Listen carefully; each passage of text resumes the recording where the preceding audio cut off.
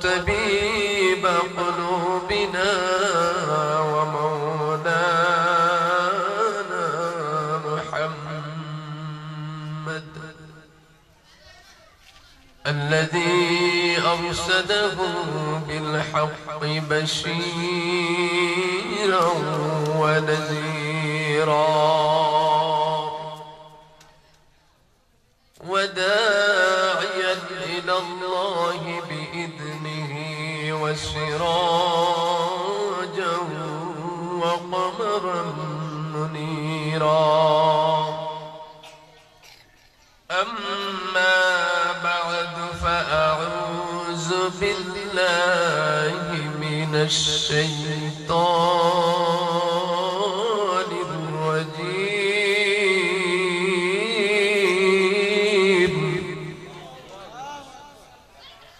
بسم الله الرحمن الرحيم.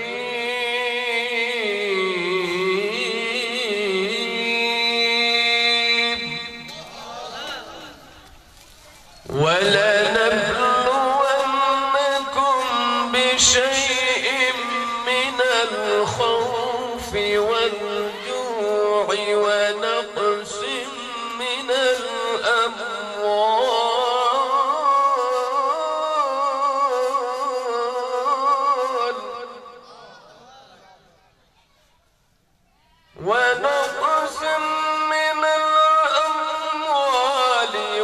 والأنفس والثمرات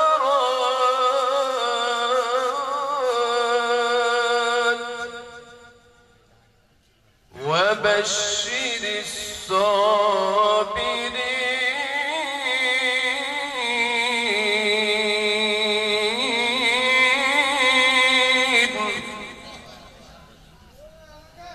صدق الله مولانا العظيم وصدق رسوله النبي الحبيب الكريم. وقال تعالى في كلامه المجيد والفرقانه الحميد: يا أيها النبي حسبك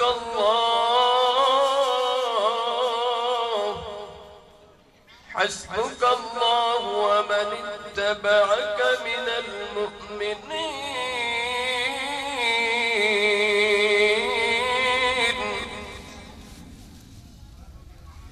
إلى الآخر الآية. عن أبي هريرة رضي الله تعالى عنه قال: قال رسول الله صلى الله عليه وسلم: الدنيا سجن المؤمنين وجنة للكافر. عن أبي ذر رضي الله تعالى عنه قال: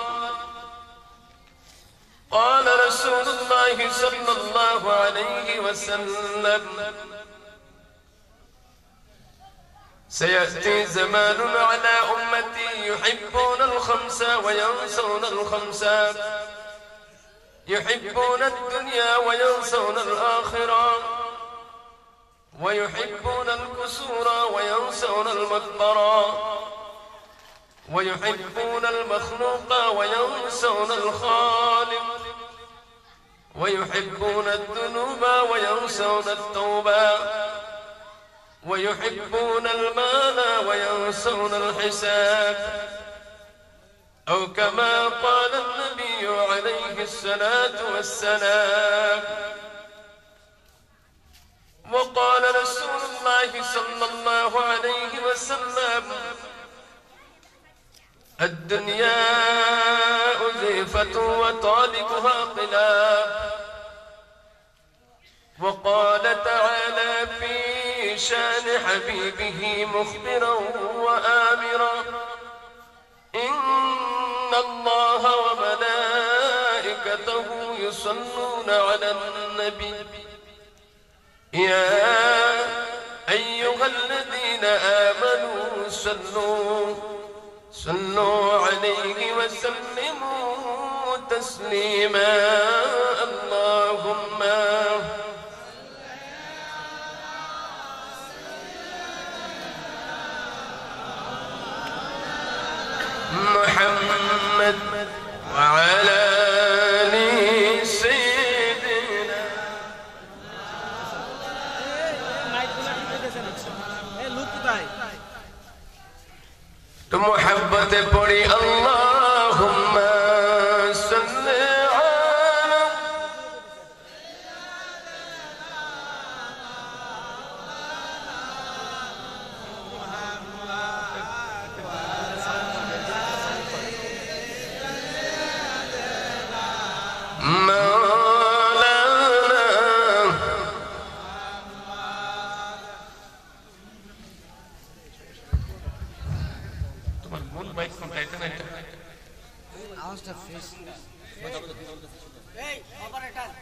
মূল মাইক এটা নাই, তুমি কি করো? একটু দেখো না, একটু তুমি পরে दिन के सूरज डूब रही है, हम लोगों को सामने रोज महशर क्या जवाब है मुस्तफा की सामने। अल्लाहुम्मा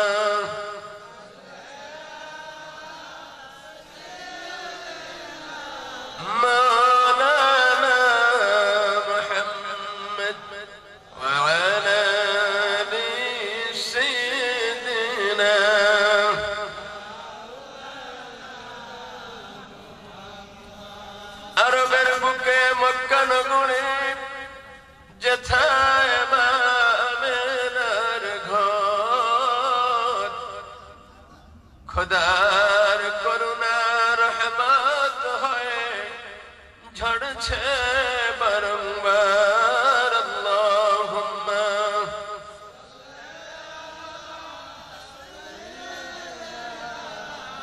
मौलाना मुहम्मद व अला आलि सय्यिदिना।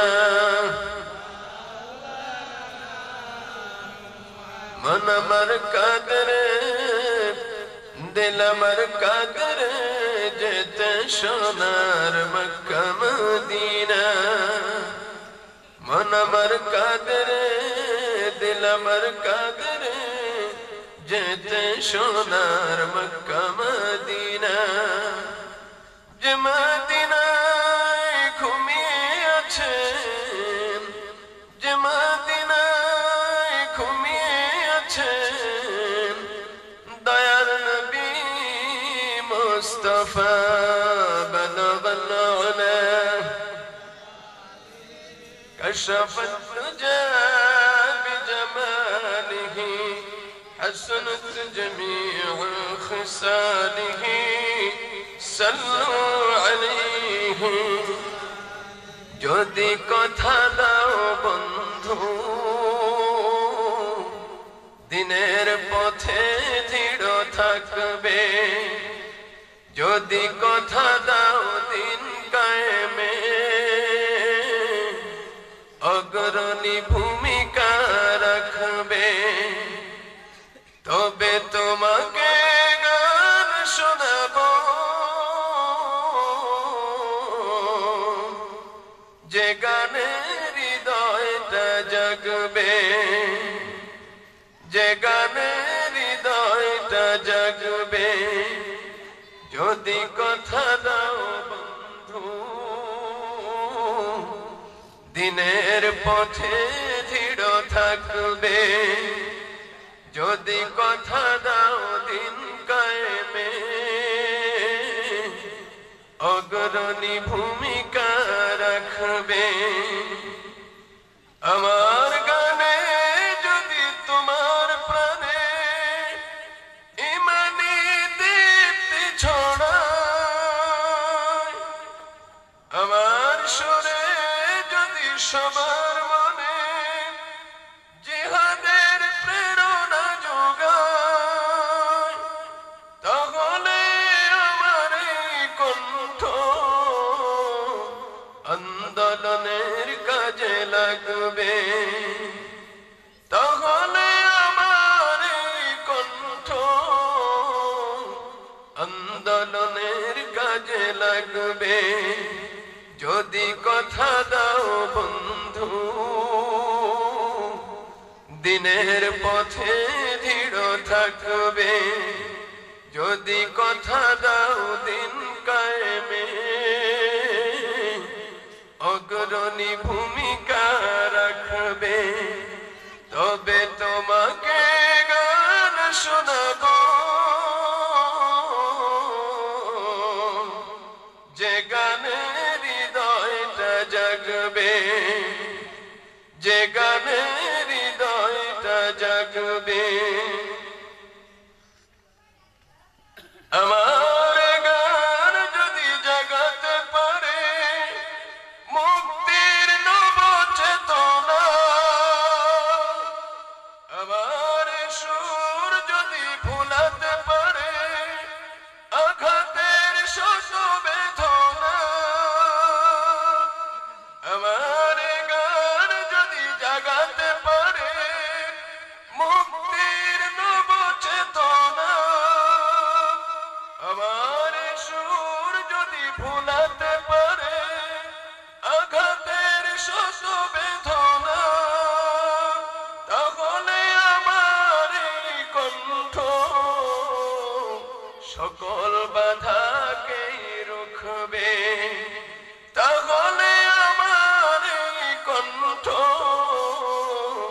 সকল বাধাকে রুখবে যদি কথা দাও বন্ধু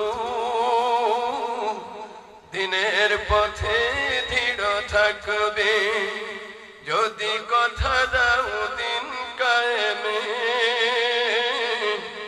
অগ্রণী ভূমিকা রাখবে তবে তোমাকে গান শোনাবো যে গানে হৃদয়টা জাগবে যে গানে হৃদয়টা জাগবে সকলে বলে আমি ঐতিহ্যবাহী কাইতলা পশ্চিম পাড়া কেন্দ্রীয় শাহী জামে মসজিদের উদ্যোগে আয়োজিত 27তম ঐতিহাসিক সুন্নি মহাসম্মেলনের সম্মানিত সভাপতি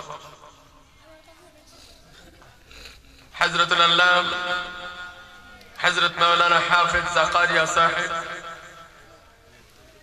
ইমাম খতিব কাইতলা পশ্চিম উত্তরপাড়া কেন্দ্রীয় শাহী জামে মসজিদ আজকের মাহফিলের প্রধান অতিথি মরহুম হামিদুল হক ডালিম সাহেব চেয়ারম্যান এর সুযোগ্য সন্তান জনাব ইকবাল আহমেদ সাহেব বিশিষ্ট ব্যবসায়ী ও সমাজসেবক কাইতলা প্রধান মেহমান জনাব মাসুদুর রহমান মাসুদ সাহেব মেম্বার 5 নং ওয়ার্ড কাইতলা দক্ষিণ ইউনিয়ন আজকের মাহফিলে আগত আমার বন্ধুবান আপনাদের পরিচিত যিনি বর্তমান মেম্বারের দায়িত্ব পালন করছেন জনাব কিবরিয়া মেম্বার সাহেব এবং বিভিন্ন জায়গা থেকে আগত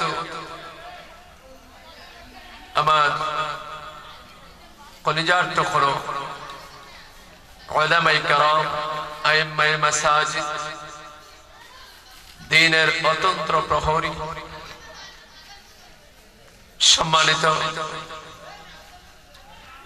উলামায়ে কেরাম নবীর ওয়ারিস সামনে আছেন কোরআন প্রেমিক আল্লাহ প্রেমিক নবী প্রেমিক মুরব্বিয়ানে আওয়াম কলিজার টুকরো আমার স্কুল কলেজ মাদ্রাসা ইউনিভার্সিটি এক ঝাঁক তরুণ যুবক ভাইয়েরা আপনাদেরকে যিনি এতক্ষণ আলোচনা করে সুললিত কণ্ঠে আপনাদের মনকে শীতল করেছেন মুফতি শামীম রেজা আত-তাহিরি সাহেব চট্টগ্রাম মাহফিল পরিচালনায় মোহাম্মদ আওয়াল সরকার কাইতলা আমার অত্যন্ত মহব্বতের মানুষ এবং এই মুহূর্তে আমার মনে পড়ছে আপনাদের এই এলাকায় যার মাধ্যমে আমি আসবার সুযোগ আল্লাহ পাক করে দিয়েছেন যে বান্দার উসিলায় আপনার এই এলাকারই সন্তান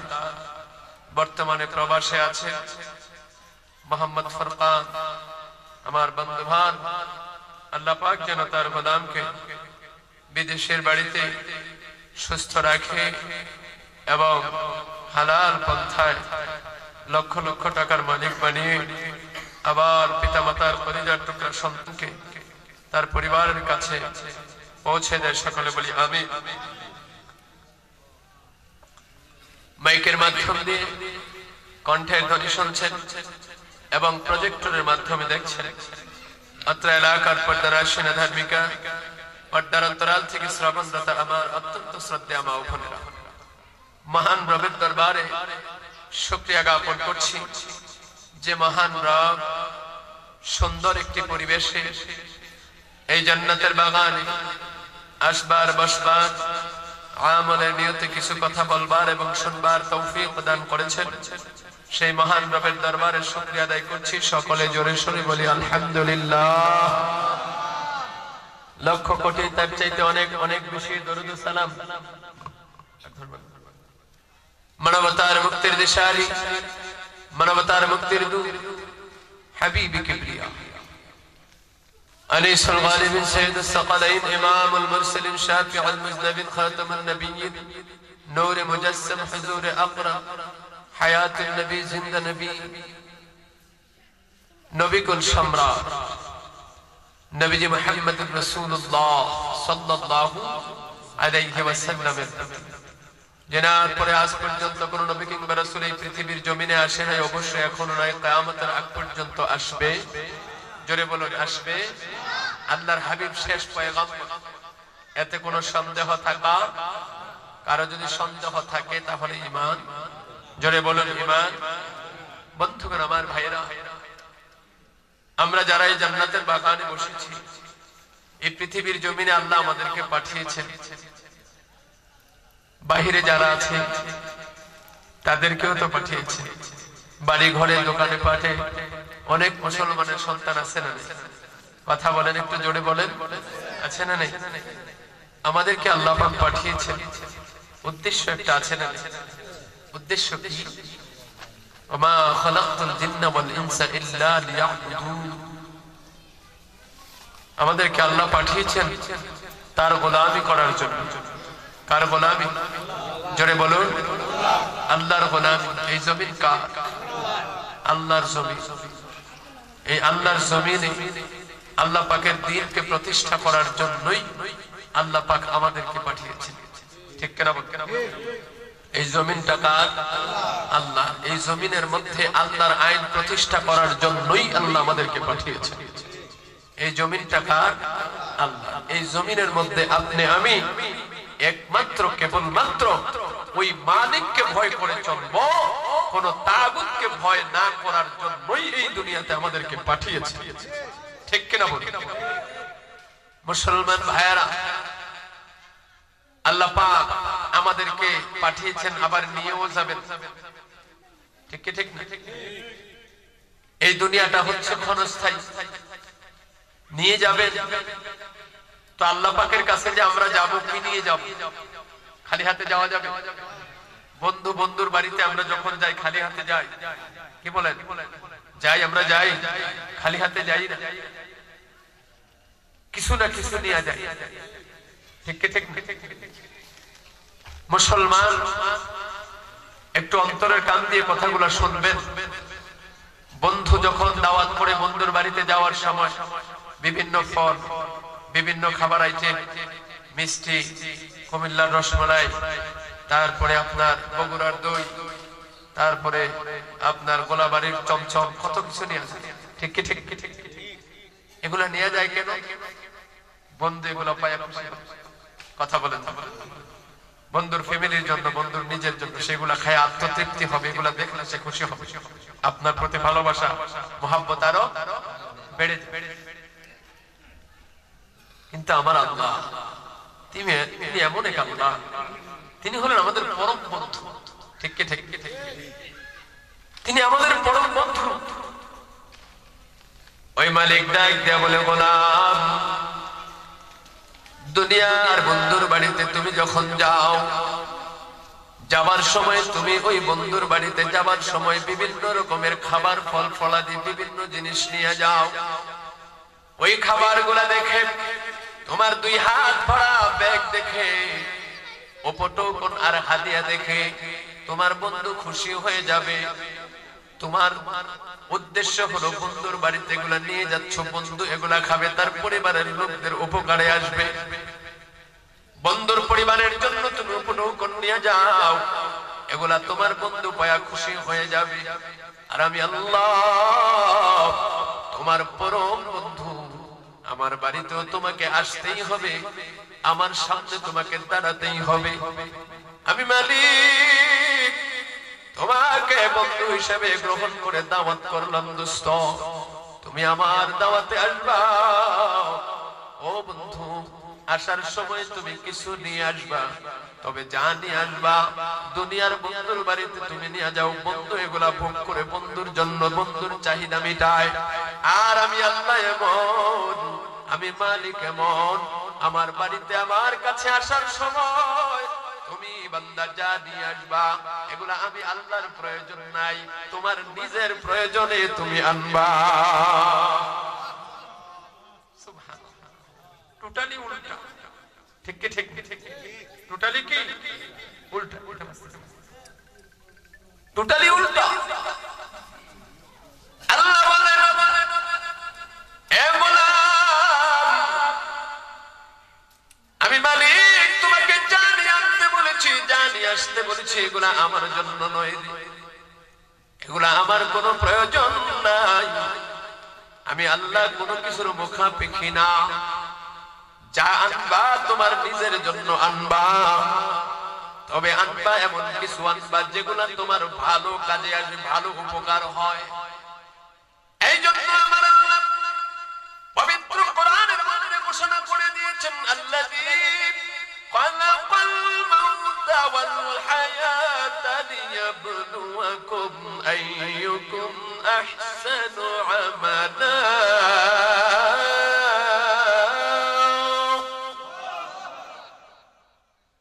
ওই আল্লাহ আমাদেরকে দাওয়াত করলেন, কোন আল্লাহ? যে আল্লাহ মাউত সৃষ্টি করেছেন, যে আল্লাহ হায়াত সৃষ্টি করেছেন। মাউত এবং হায়াত কেন হায়াত দিলেন আমার কাইতলার মুসলমান?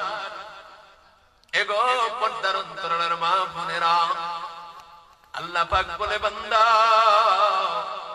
আমি আল্লাহ দেখতে চাই এই হায়াতের জিন্দেগিতে কে কত বেশি সুন্দর সুন্দর আমল করতে পারো। সুন্দর সুন্দর আমল, আহসানু আমালা। সুন্দর আমল নিয়ে মালিকের দরবারে দাঁড়াইতে হবে, মালিকের কাছে যেতে হবে। আর সুন্দর আমল তখনই তোমার হাসিল হয়ে যাবে যখন তোমার দিলটা ইখলাস ওয়ালা হয়ে যাবে। সুবহানাল্লাহ। সুন্দর আমল তখন হবে যখন দিলটা ইখলাস ওয়ালা হবে। কি ওয়ালা? একটু জোরে বল। ইখলাস ওয়ালা দিল। ইখলাস ওয়ালা দিল সবাই কিন্তু তৈরি করতে পারে না, সবাই হাসিল করতে পারে না। ইখলাস ওয়ালা দিল সবার পক্ষে হাসিল করা সম্ভব হয় না। যেমনি ভাবে দুনিয়ার জমিনে আল্লাহ পাক অসংখ্য অগণিত মানুষ পাঠাইছেন, কিন্তু এই মানুষগুলাকে আল্লাহ পাক বিভিন্ন চরিত্র দিয়েছেন। তিনটা চরিত্র দিয়েছেন জান্নাতীদেরকে। তিনটা চরিত্র দিয়েছেন জান্নাতীদেরকে, আর বাকি যত চরিত্র আছে সমস্ত চরিত্রের মানুষগুলা হবে জাহান্নামী। জোরে কোন নাউজুবিল্লাহ। এর মধ্যে একটা চরিত্রের নাম হলো খুলুক আযীম। যেই খুলুক আযীম চরিত্রটা একমাত্র শুধুমাত্র কেবলমাত্র আপন দোস্ত আপন হাবিব, যে নবীকে না বানাইলে আল্লাহ কিছুই সৃষ্টি করতেন না। ওই নবীর প্রেমে পড়ে আল্লাহ পাক সমস্ত কিছু সৃষ্টি করলেন। তিনি হলেন রাহমাতুল লিল আলামিন। পয়গম্বর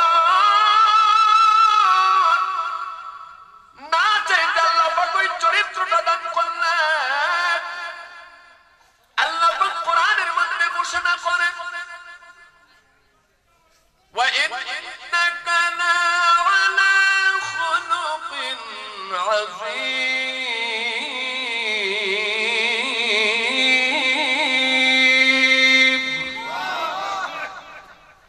তার হাবিবকে আল্লাহ পাক খুলুক আযীম দান করেছেন, মহান চরিত্র দিয়েছেন। এবার আসুন দ্বিতীয় নাম্বার চরিত্র, যে চরিত্রের নাম কিতাবে এসেছে খুলুকে কারীম, উত্তম চরিত্র। প্রথম চরিত্র হলো মহান, দ্বিতীয় চরিত্রের নাম হলো উত্তম চরিত্র। এই খুলুকে কারীম উত্তম চরিত্র, এটা সকলকে আল্লাহ পাক দেয় না, সবাই এটা হাসিল করতে পারে না। তবে বন্ধুগণ আমার, ভাইয়েরা, এই উত্তম চরিত্র খুলুকে কারীম নামক চরিত্রের দরজাটা সকলের জন্য ওপেন করা আছে। সুবহানাল্লাহ। সকলের জন্য খোলা। কি নারী কি পুরুষ, নারীর জন্য যেমন খোলা, পুরুষের জন্য খোলা, যুবকের জন্য যেমন খোলা, যুবতীর জন্য খোলা, ধনীর জন্য যেমন খোলা, গরিবের জন্য খোলা, ইমামের জন্য যেমন খোলা, মুসল্লির জন্য খোলা, বক্তার জন্য যেমন খোলা, শ্রোতাদের জন্য খোলা, কালোর জন্য যেমন খোলা, সুন্দরের জন্য তেমন খোলা। এবং আমার ভাইয়েরা, ফকিরের জন্য জন্য যেমন খোলা, একজন বাদশার জন্য তেমন খোলা। সুবহানাল্লাহ বলবেন না?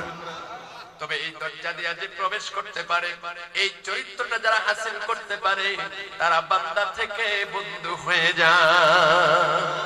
আলা ইন্না আউলিয়া আল্লাহি লা খাউফুন আলাইহিম ওয়া লা হুম ইয়াহজানুন।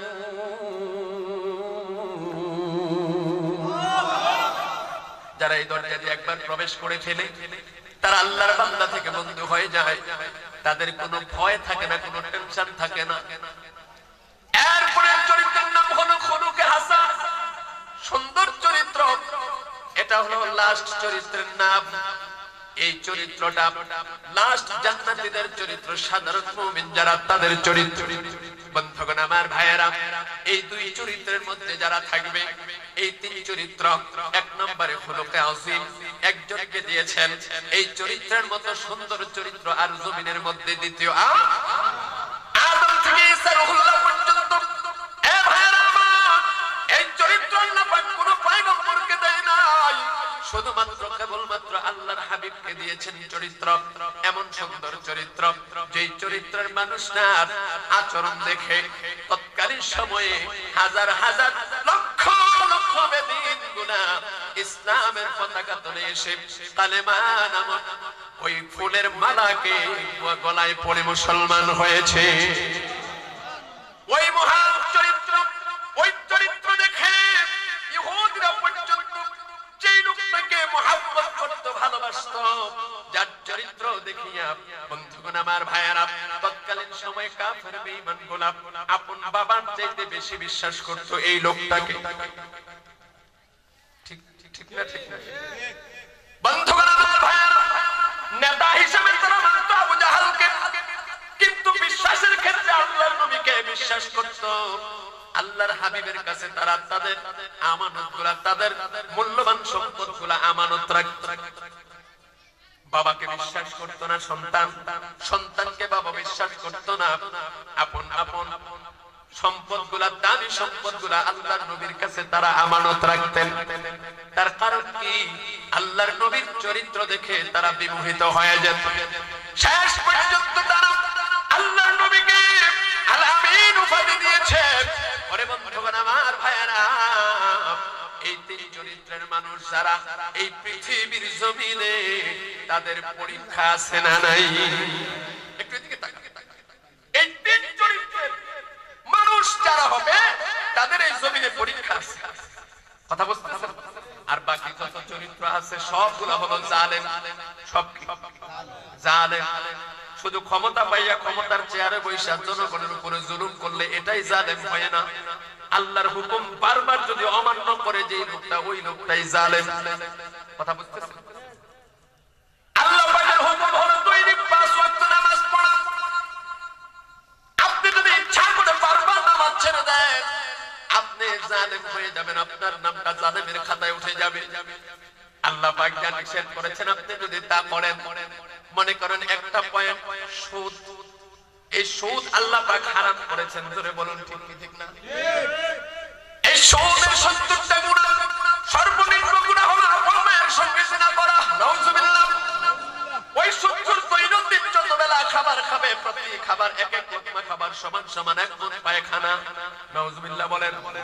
যে সুদখোরকে কুকুরে ঘৃণা করে, যে সুদখোরকে খিনজিরে ঘৃণা করে, যে সুদখোরকে চতুষ্পদ জানোয়াররা ঘৃণা করে, যাকে আল্লাহ পাক বলেছেন উলাইকা কাল আনআম বাল হুম আদাল, তারা জানোয়ারের চাইতে আরো নিকৃষ্ট।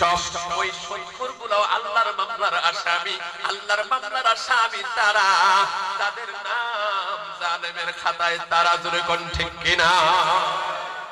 মুসলমান ভাইরা রে আমার, আমি আপনাদের সামনে পবিত্র কালামে পাক থেকে দুই জায়গা থেকে দুটি আয়াত তেলাওয়াত করেছি। প্রথম নম্বরে আমি তেলাওয়াত করেছি আপনাদের সামনে পবিত্র কালামের সর্ববৃহৎ সূরা সূরাতুল বাকারা, যে সূরাটি নাযিল হয়েছে মদিনায়। কোথায়? সূরাতুল বাকারা সবচেয়ে বড় সূরা। এই সূরার 155 নম্বর আয়াত আমি তেলাওয়াত করেছি। পড়েছি।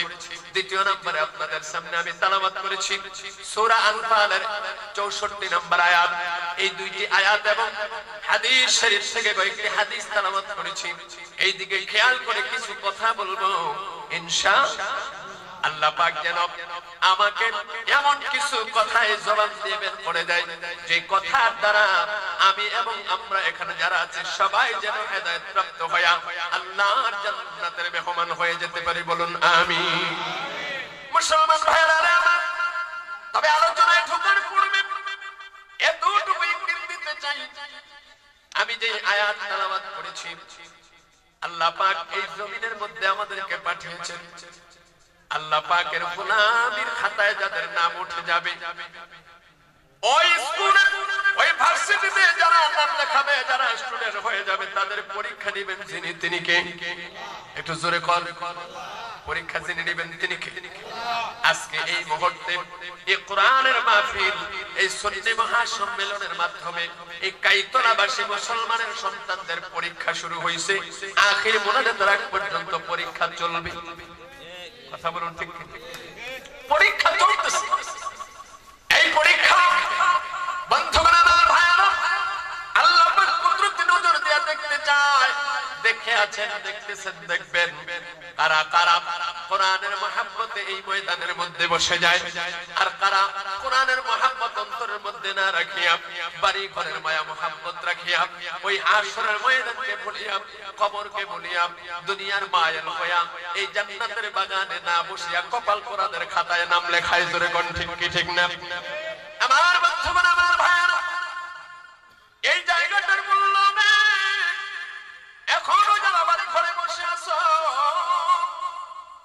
মুসলমানের সন্তান, আল্লাহ পাক বলে দেন দুনিয়ার মানুষেরা শোনো, আমি আল্লাহ তোমাদেরকে জান্নাত দেব।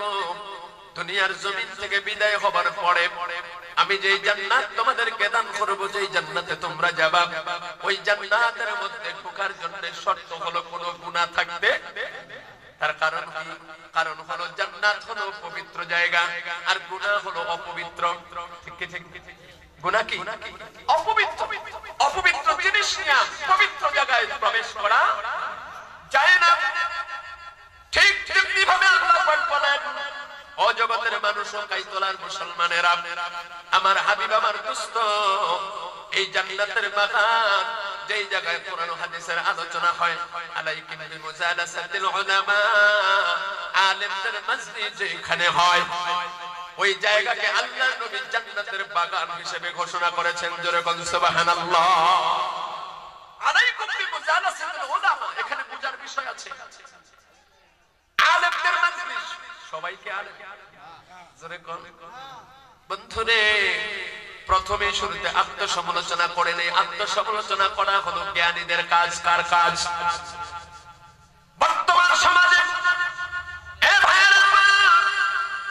যেমনি নেগেটিভ পজিটিভ আছে না, নারী পুরুষ ভালো মন্দ আছে, শান্তি অশান্তি আছে না নাই? ঠিক তেমনি ভাবে আলেমদের মধ্যেও দুই দল আছে। কথা কোন? একদল হলো রহমানি আলেম, আরেক দল হলো শয়তানি আলেম। একদল হলো সরকারি আলেম, আরেক দল হলো দরকারি আলেম। ঠিক কিনা বলুন? একদল আলেম তারা এলেম অর্জন করবে দুনিয়া হাসিল করার জন্য, হক কথা বলবে না। যেদিকে বৃষ্টি ওইদিকে ছাতা ধরবে। আমাদের কুমিল্লার ভাষায় বলে, যেদিকে বৃষ্টি ওইদিকে পাতলা আলু মার্কা মৌলবি। আছে না? আলু যেমনি ভাবে গরুর গোশত দিয়ে রান্না করা যায়, ফার্মের মুরগি দিয়েও রান্না করা যায়, ভর্তা বানাইলেও খাওয়া যায়। কথা কোন ঠিক কি ঠিক না? ওই রকম কিছু মৌলবি আছে, ও বন্ধুগণ আমার ভাইয়েরা, যাদের ভিতরে নেফাকিতে ভরা, নামে শুধু আলেম, বস্তুত তারা নবীর ওয়ারিসের খাতায় নাম লেখাইতে পারে না। জোরে কোন ঠিক কিনা? ওই সমস্ত মুনাফিক আমার নবী মুহাম্মদুর রাসূলুল্লাহ সাল্লাল্লাহু আলাইহি ওয়াসাল্লামের সম্মান আর ইজ্জত নিয়ে টানা হেসরা করে। যেমন একদল আলেম বলে আমার নবী নাকি সাধারণ মানুষের মতো, এরকম একদল আলেম আছে। আরেকদল আলেম বন্ধুগণ আমার বলে নবী মরে গেছে, পচে গেছে, সাধারণ মানুষের মতো মাটি খেয়ে ফেলেছে, মক্কার জমিনে গেলেই হবে, মদিনায় যাওয়ার দরকার নাই। এরকম একদল আলেম আছে।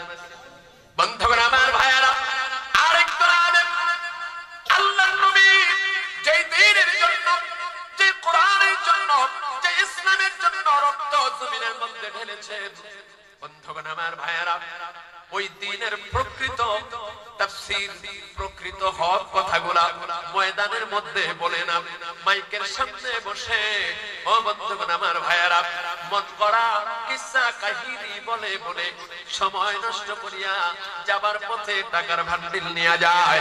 কিন্তু আল্লাহর হাবিবের প্রকৃত দ্বীন, আল্লাহর নবীর প্রকৃত সুন্নাত, আল্লাহর হাবিব কোন দ্বীনের জন্য, কোন ইসলামের জন্য ও বন্ধুগণ আমার ভাইয়েরা দান্তান মুবারক শহীদ করেছেন, এই দুনিয়ার জমিনে কোন দিন রেখে গিয়েছেন, ইসলাম কেমন করে আঁকড়ে ধরতে হবে, ঈমান কিভাবে টিকাইতে হবে, আল্লাহর হাবিব এবং তার সাহাবায়ে কেরামের ও বন্ধু প্র্যাকটিক্যাল জীবনীগুলা তারা তুলে ধরে না, জোরে কোন ঠিক কিনা?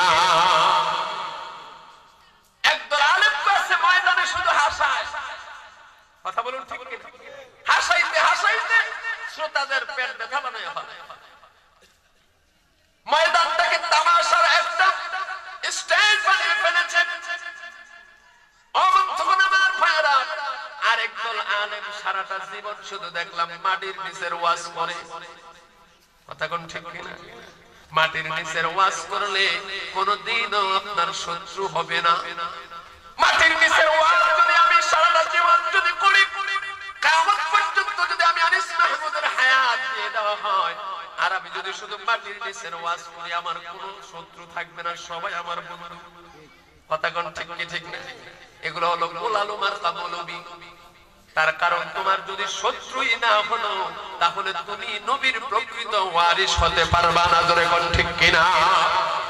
আল্লাহর হাবিবের চরিত্র ছিল এমন, তুমি যদি নবীর সত্যিকারের আশিক হতে চাও, নবীর সত্যিকারের আশিক যদি তুমি হও, তাহলে তোমার শত্রু থাকা লাগবে, তোমাকে পরীক্ষা দিতে হবে, পরীক্ষা দিতে হবে, তোমার শত্রু অবশ্যই থাকবে। কারণ আল্লাহর হাবিব ছিলেন নিট এন্ড ক্লিন, পিওর একজন ও বন্ধুগণ আমার ভাইয়ারা মেসেঞ্জার। ওই নবীর শত্রু ছিল কি ছিল না? কথা কন না। এখন আপনি যে গর্ব করে এখন আমি অমুক মসজিদের 30 বছর একটানা থাকতেছি, আমার ওই এলাকায় কোনো শত্রু নেই, তার মানে বোঝা গেছে ডাল মে কুছ কালা হয়। ঠিক কি ঠিক না? তাহলে বোঝা গেল নবীর প্রকৃত সুন্নাত তোমার মাঝে নাই। তুমি জুমার মসজিদে বসে খুতবা দাও, ওইখানের বয়ানের মধ্যে তুমি হক কথা বলো না, হক কথা বললে তুমি 30 বছর এক জায়গায় শত্রুবিহীন তুমি থাকতে পারো। আল্লাহর হাবিবের চাইতে এর চেয়ে উত্তম তুমি হয়ে গেল। মাআযাল্লাহ। আল্লাহর হাবিব 40 বছর পর্যন্ত মক্কার কাফির বেঈমানেরা যাকে আপন বাবার চাইতে, আপন ভাইয়ের চাইতে বেশি ভালোবেসেছে, মহব্বত করেছে, বিশ্বাস করেছিল, জোরে কোন ঠিক কি ঠিক না? 40 বছর বয়সে যখন নবুয়ত প্রকাশ পেল, নবুয়ত কি পাইছে? জোরে কোন। নবী কি 40 বছর নবী হইছে নাকি নবুয়ত প্রকাশ পাইছে 40 বছরে? এখানে এমন কিছু আমার ভাইয়ারা তাফসীর করতে গিয়া, কথা বলতে গিয়া উল্টা পাল্টা কথা বলে। জিহ্বা আর জবান থাকলে উল্টা পাল্টা কথা বলা যায় না। কথা বলতে মাপকাঠি দিয়ে বলতে হয়। আহলুস সুন্নাত ওয়াল জামাতের আকীদা হলো আমার নবী, আপনার নবী, প্যারা নবী মুহাম্মদুর রাসূলুল্লাহ সাল্লাল্লাহু আলাইহি ওয়াসাল্লাম, তিনি সৃষ্টি লগ্ন থেকেই নবী ছিলেন, জোরে কোন ঠিক কিনা? আদম বাইনাল মাই ওয়াত তিন, আদম নবী যখন মাটি ও পানির সাথে মিশ্রিত ছিল, তখনও আমার নবী কি ছিল? নবী ছিল। 40 বছর বয়সে আল্লাহ পাক নবুয়তের প্রকাশ যখন ঘটালেন, আল্লাহর পক্ষ থেকে দায়িত্বপ্রাপ্ত যখন হয়ে গেলেন, ও দোস্ত আর গোপন রাখার সুযোগ নাই। দোস্ত এই মুহূর্ত থেকে আপনাকে আমার রুবুবিয়াতের দাওয়াত, ওয়াহদানিয়াতের দাওয়াত প্রকাশ্যে দেওয়ার জন্য আমি আল্লাহ আপনাকে হুকুম দেয়া দিলাম। আর চুপটি করে হেরা গুহার মধ্যে বসে থাকার কোনো সুযোগ নাই। আমার কাইতলার মুসলমানেরা, এই বাংলার জমিনে আর মুখ বন্ধ করে রাখার সময় নাই। এই শাহজালালের পুণ্যভূমিতে কোরআনের আইন চালু করার জন্য এই জমিন আল্লাহর, এই জমিনের মধ্যে আমার আল্লাহর রুবুবিয়াতের, ওয়াহদানিয়াতের সর্বোচ্চ টার্গেট এবং কোরআন দিয়ে আমাদের সমাজ, ব্যক্তিগত জীবন, রাষ্ট্রীয় জীবন, আমাদের সংসদ ভবন আল্লাহর কোরআনের আইন দিয়ে চলবে। এই সুযোগ এসে গেছে, প্রত্যেকে পরীক্ষা দিতে হবে। যারা বলুন ঠিক কিনা? নারে তাকবীর, নারে তাকবীর, ইসলামের শত্রুরা আমার মুসলমান ভাইয়েরা, আল্লাহ পাক তার হাবিবকে যখন বলে দিলেন, দোস্ত আপনি প্রকাশ্যে এখন থেকে কি করেন? আপনাকে দায়িত্ব দেওয়া হলো রিসালাতে। আপনার নবুয়ত প্রকাশ পেয়ে গেছে, তার গোপন রাখা যাবে না। আমি আল্লাহ এতদিন শুধু অবজার্ভ করেছি, ময়দান তৈরি করার জন্য আপনি নবী, দামি নবী, সম্মানী, আপনার সম্মান মর্যাদা অক্ষুণ্ণ রাখার জন্য আপনাকে পরিপক্ক একেবারে আমি আল্লাহর পক্ষ থেকে পরিপূর্ণতা দিয়েছি। আপনার সৃষ্টি লগ্ন থেকে আপনি দামি। আজকে থেকে আপনি আমার রুবুবিয়াতের দাওয়াত দিয়ে দেন। যেই মানুষগুলা লাত, মানাত, উজ্জা আর বিভিন্ন মূর্তির পূজা করে, গায়রুল্লাহকে যারা পূজা করে করে জাহান্নামের দিকে চলে যাচ্ছে, অন্ধকারে মানুষগুলাকে আলোর দিকে নিয়ে আসুন, আর তাদেরকে অন্ধকারে নিমজ্জিত হতে দেয়া যাবে। আল্লাহর হাবিব যখন এই ওয়াদার পায় গেলেন, সর্বপ্রথমে দেওড়ায় আপন বিবি আম্মা জান খাদিজাতুল কুবরার কাছে আসছে। সুবহানাল্লাহ। আগে ঘর ঠিক করো, পরে পরের কাছে যাই। আর আমরা অভ্যাস হলো, আমরা নিজের দোষের অভাব নাই, নিজে ঠিক নাই, অন্যরে আঙ্গুল দিয়া আছে না নাই? কথা কন না কেন? আছে না নাই? নিজে ঠিক নাই কিন্তু অন্যের দোষ ধরতেছে, নিজের দোষের অভাব নাই। কথা বলুন ঠিক কি ঠিক? আল্লাহর হাবিব ঘরের মধ্যে গিয়ে আপন বিবিকে দাওয়াত দিয়ে, এবার যখন হকের দাওয়াত নিয়ে ময়দানে নেমে গেলেন, এবার কাফের বেঈমানদের মটকা গরম হয়ে গেছে। আবু জাহাল, আবু লাহাব, উতবা সাহেব, আবু মুগীরা, তাদের সবার মাথা গরম হয়ে গেছে। কিরে, এই লোকটাকে এতদিন পর্যন্ত আমরা বিশ্বাস করলাম, আল আমিন রাখলাম, আমাদের সম্পদগুলা তার কাছে আমানত রাখতাম, বাবার চাইতে তাকে বেশি বিশ্বাস করেছি, বন্ধুর চাইতে বেশি মহব্বত করেছি, ভাইয়ের চাইতে বেশি বিশ্বাস করেছি। ওই লোকটা আজকে আমাদের বাপদাদার ধর্মের বিরুদ্ধে কথা বলতেছে। জোরে কোন নাউজুবিল্লাহ। সে কোন খোদাকে আবিষ্কার করে নিয়ে আসে। আমরা জানি লাত, মানাত, উজ্জা 33 কোটি দেবদেবী হলো আমাদের, এক একজনের এক একটা দায়িত্বে আছে। আমাদের রিজিক দাতা, পালন কর্তা, আমাদের হায়াত দাতা। অথচ এখন আব্দুল্লাহর ছেলে মুহাম্মদ সাল্লাল্লাহু আলাইহি ওয়াসাল্লাম সে কোন ধর্ম নিয়ে আসছে, আবার সে কোন আল্লাহর কথা বলতেছে, এটা আবার কেমন কথা? ষড়যন্ত্র শুরু হয়ে গেল, আল্লাহর হাবিবের বিরুদ্ধে ষড়যন্ত্র শুরু হয়ে গেল। তারা তাকিয়ে দেখলো, বন্ধুগণ আমার ভাইয়েরা, আল্লাহর হাবিবের চেহারা মুবারকের সামনে যেই আয়েশা বসে সেই মুসলমান হয়ে যায়। সুবহানাল্লাহ। তার কারণ হলো আল্লাহর হাবিবকে আল্লাহ পাক এত সুন্দর করে সৃষ্টি করেছেন, এমন সুন্দর করে এই সৃষ্টি জগতের মধ্যে আর কাউকে এত সুন্দর চেহারা দেয় নাই। যেরকম সুবহানাল্লাহ। আল্লাহর হাবিব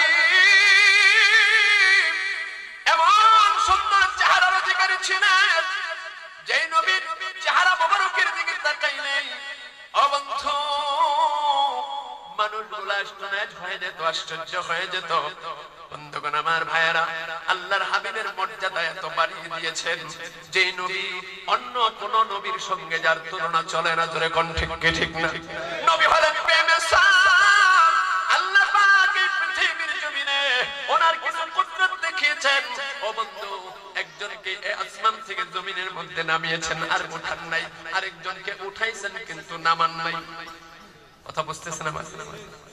একজন উঠাইছে আর নামায় নাই, আরেকজনকে নামাইছে আর উঠায় নাই। কিন্তু আল্লাহ পাক বলেন, ওকাই তোলার মানুষেরা, এ আমার হাবিবের প্রেমিকেরা, আমার নবী কেমন জানুনি, আমার হাবিবের সম্মান, আমার দোস্তের মর্যাদা আমি কেমন বাড়িয়ে দিয়েছি, আমার দোস্ত কেমন তোমরা জানুনি, জানুনি, জানুনি।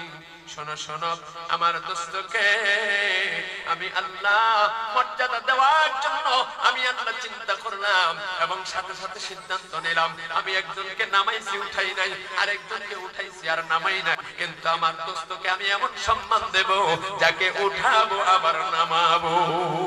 আল্লাহু আকবার। অর্থাৎ আল্লাহর হাবিবকে আল্লাহ পাক মেরাজ করিয়েছেন। কি করিয়েছেন? মেরাজ করিয়েছেন, জমিন থেকে উঠিয়েছেন, আবার আদম নবীকে জান্নাত থেকে নামাইছে আর উঠায় নাই। কথা বুঝতেছেন? এই ভলান্টিয়ার ভাই একটু দেখেন, বাচ্চারা দুষ্টামি করতেছে। আদম নবীকে আল্লাহ পাক নামাইছেন কিন্তু উঠান নাই, ঈসা নবীকে উঠাইছেন আর নামান নাই। আর আপনার আমার নবীকে মেরাজের মাধ্যমে উঠাইছেন আবার নামাইছেন। তিনি হলেন রাহমাতাল লিল আলামিন। তিনি কেমন নবীজি গো একটু ভাবনা, তিনি কেমন নবীজি গো দেখো ভাবিয়া, যাকে আল্লাহ ডাকে সদা হাবিবি বলিয়া, হায় হায় যাকে আল্লাহ ডাকে সদা হাবিবি বলিয়া, তিনি কেমন নবীজি গো দেখো ভাবিয়া, তিনি কেমন নবীজি গো দেখো ভাবিয়া। ওরে যাকে আল্লাহ ডাকে সদা হাবিবি বলিয়া, হায় হায় যাকে আল্লাহ হাবিবি বলিয়া, তিনি কেমন নবীজি গো দেখো ভাবিয়া। মুসা বলে রব্বি আরনি, আল্লাহ বলে লন তারানি। ঠিক কিনা? মুসা পয়গম্বর আল্লাহকে দেখার জন্য বারবার অ্যাপ্লিকেশন করে, মালিক রব্বি আরনি, আমি তোমাকে একটু দেখতে চাই, আমি তোমার দেখা পেতে চাই। মালিক রে, তোমার কুদরতি কণ্ঠের পাগল হয়ে গেছি আমি, তোমার সঙ্গে আমি কথা বলি, আড়াল থেকে শুধু কণ্ঠের আওয়াজ পাই, আমার কলিজায় তৃপ্তি মিঠে না। আমি তোমার কুদরতি কণ্ঠের আওয়াজ পেয়ে আমি পাগল হয়ে যাচ্ছি। মালিক একটা বার শুধু দেখা দাও, আমি একটা বার তোমার দেখা পাইতে চাই। রব্বি আরিনি, আমার আল্লাহ সাথে সাথে উত্তর দেয় লন তারানি। ও মুসা, আমাকে দেখতে পারবি না, আমি আল্লাহর নূরের ঝলক তুই সহ্য করতে পারবি না রে মুসা। আমাকে দেখার কোনো যোগ্যতা দুনিয়ার চর্ম চোখের নাই, আমাকে দেখতে পারবা না। এরপরে মুসা কয়, আল্লাহ আমি একটু দেখতে চাই, তোমার কণ্ঠ এত সুন্দর, না জানি আল্লাহ তুমি কত সুন্দর, তোমার সৃষ্টি যদি হয় এত সুন্দর, না জানি প্রভু তুমি কত সুন্দর, কত সুন্দর। মুসা বলে রব্বি আরনি, আল্লাহ বলে লন তারানি। মুসা বলে রব্বি আরনি, আমার আল্লাহ বলে লন তারানি। নবীজিকে আল্লাহ দেখে সবসে বসায়া। আল্লাহু আকবার।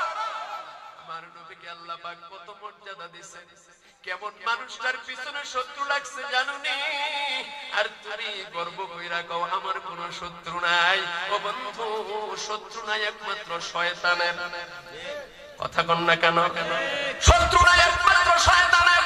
যারা কোরআনওয়ালা তাদের শত্রু আছে, যারা নবীওয়ালা তাদের শত্রু আছে, যারা ইসলামওয়ালা তাদের শত্রু আছে, যারা আল্লাহওয়ালা তাদের শত্রু আছে। ঠিক কি না?